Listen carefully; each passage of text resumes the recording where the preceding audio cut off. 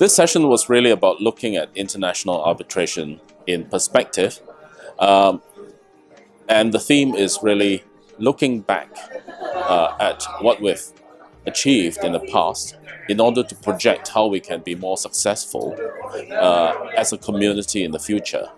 So the speakers on this panel basically took a look at developments which have become sort of established practice in international arbitration in the past, and to consider in the context of those developments whether further innovations or changes are required to make arbitration even more user-friendly, efficient, and meeting the needs of arbitration users.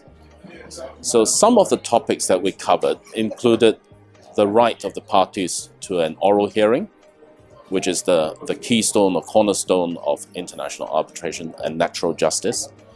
There were also discussions about the duty to give reasons by arbitrators in the arbitral awards.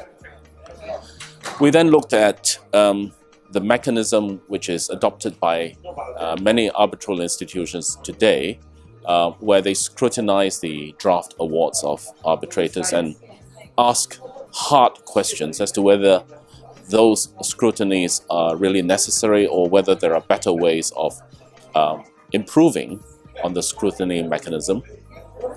We then also looked at the ethical standards and potential need for ethical regulation of arbitrators and also arbitration lawyers or counsel. Finally, the concluding speaker touched on streamlining or improving the process for the appointment of arbitral tribunals, particularly the presiding arbitrator. So it actually captures a lot of topics that are of relevance to arbitration practice, and it gives a very nice perspective, both of the past and of the future.